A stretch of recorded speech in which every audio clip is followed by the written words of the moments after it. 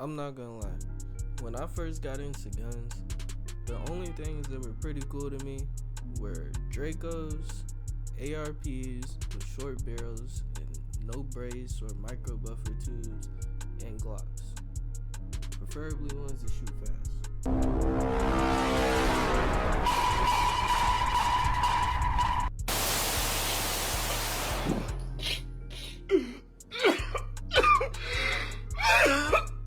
With that being said, it kind of started making me think about what influences people, specifically my demographic of people, to use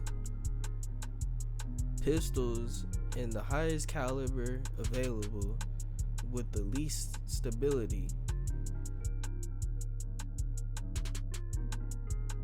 I recently saw a video of Vaughn off 1700 and Big Jilla shooting with the YouTuber.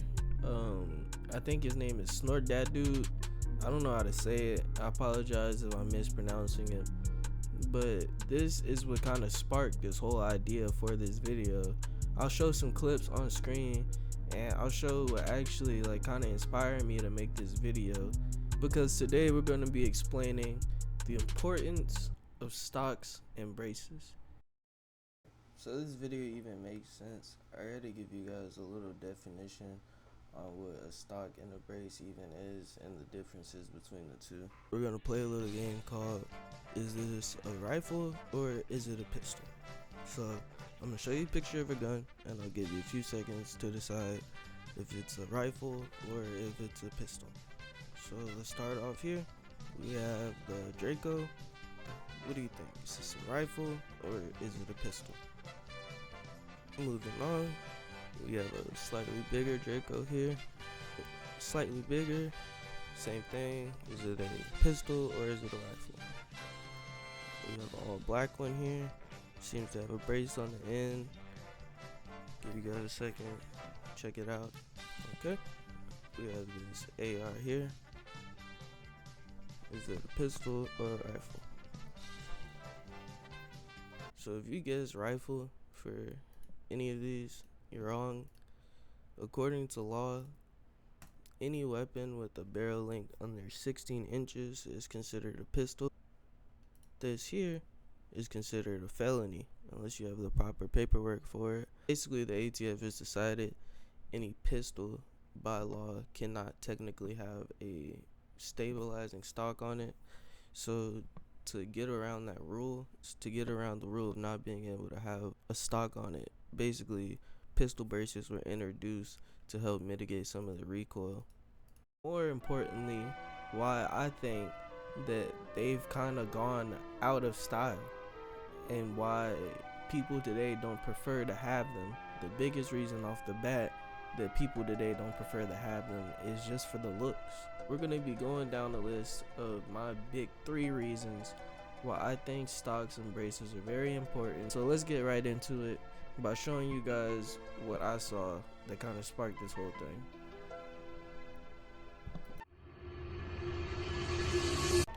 You want me to quake out, brother?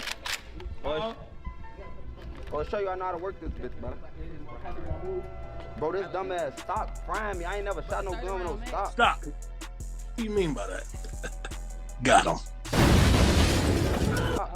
Hey, ask folk, can I take this stock off? Hey, you can take this stock off? Yo, bro. Bro. That's for the box. No, you can't. You can't take this stock off? Yeah, no. Man, this shit frying my shit, folk.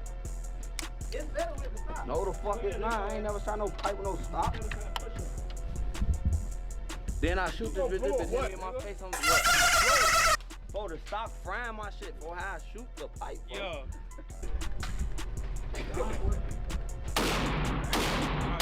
Damn.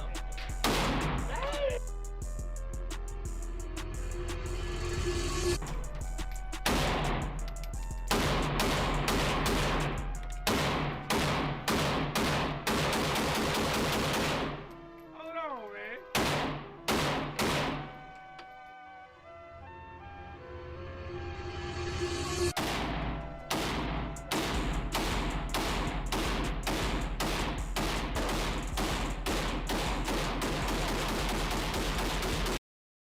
he has the second hand that he's pulling the trigger with. He only has 2 points of contact. So watch how much more recoil there is felt. How much more he's shooting the same gun, and he's around the same size as those other two people. You see how much more it flips. You see how much longer it's taking for him to reacquire his sight picture.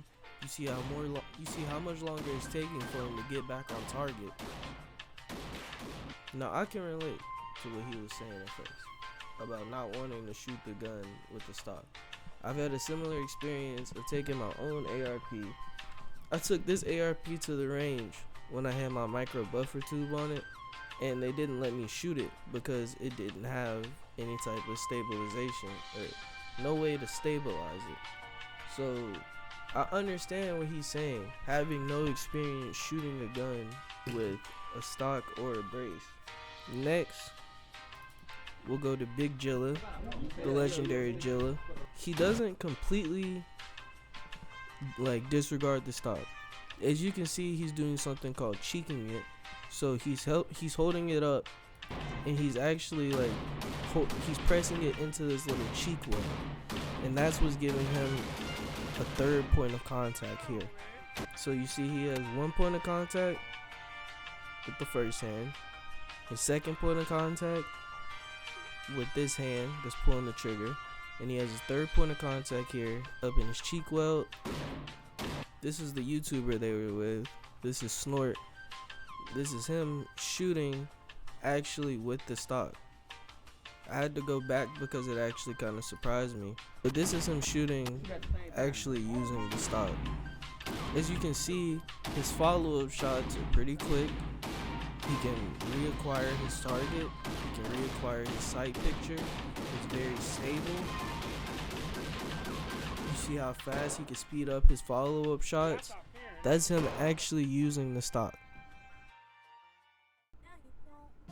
Okay, now that we've established the benefits, the drawbacks, just the overall importance of why you should use a stock or a brace. So it just made me kind of think, why? Well, gun switches are gaining popularity in recent years and raising concerns for law enforcement. They're small devices What the fuck? making it. Hold on. That's unreal. This nigga got a shotgun. Whoa! Essentially automatic. Here it is, a Draco AK-47 pistol. It is a powerful assault-style weapon that... Now, if we want all of this to make sense, we kind of got to think of it from the perspective of somebody who this makes perfect sense to. For a lot of people, this is their only weapon, so concealability is probably the #1 factor that leads people to go for shorter and shorter barrel lengths. I don't know how many times I've seen a fucking 5-inch ARP in one of these hood vlogs. It's like a teenager will be running around with a 5-inch ARP with no muzzle device whatsoever. If you're not familiar with what a muzzle device is, it's just basically the thing that you see at the end of the barrel, something to mitigate the sound or mitigate the flash or the blast that comes out of the muzzle, especially with these very, very, very short fucking pistols. Something that a lot of these people who have these types of weapons fail to realize is when you shoot this type of gun with no muzzle device, no flash hider, no anything on the end except for a fucking thread protector, that shit is so concussive. What the hell?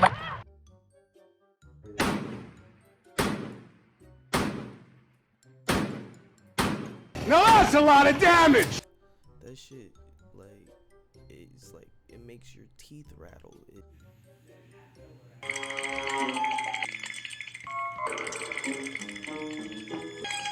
Biggest reasons off the bat is concealability, because anybody who has these types of weapons damn near isn't supposed to have them. So they want the smallest package available. They want something that they could take in and out of places, just kind of put in a backpack. And a 7.5-inch ARP with this is a full-size buffer tube doesn't fit in a backpack. Like, if I put a micro buffer tube on here, it would fit in the backpack. Or if I went 5 inches or 4.5 inches for the barrel length, it would fit in the backpack. Literally, those size ARPs and micro Dracos are the perfect size for, you know, concealability, fitting in an average size backpack. Really think about it, it's kind of like a match made in heaven. I know the format of this video changed a lot. I'm like reorganizing my room, so I'm like trying new shit out. The whole point of this video, I just want to say, you know, if you're gonna train, you should train right. I don't think anybody should be training with weapons that you can't completely stabilize, or I don't think anybody should be training with weapons, you know, that aren't practical. There are a lot of people that are gonna say that, you know, oh, it's just a range toy, or oh, it's just this, or oh, it's just that. But like we said before, there are a lot of like younger people running around with these weapons, and it's their only, you know, weapon and their only source of protection. And you know, if you genuinely need a weapon before you're supposed to have it, and you need that protection, if it's going to be your source of protection, you want to have it to where, you know, you can train right. So I just encourage anybody with the AR platform, or with the micro Draco, or anybody with the AR pistol, you know, if you can put a brace on it, if it's legal where you live, put a brace on it, and then see how much better it is to train with, and how much more practical it is. Because it's like, God forbid a shit hit the fan scenario, it's like all these weapons are just gonna become ground loot. It's like, these are like gray pistols, like gray Fortnite pistol. Nobody's gonna want to pick up all these micro Dracos, or nobody's gonna want to pick up fucking 5-inch ARP with no sights, not even flip up sights. Imagine you have to fight fucking zombies and you have a 5-inch ARP that like jams on you, and it has no flip up sights or no red dot, just like a fucking laser mounted on top of that shit, bro. It's like, that shit is not ideal.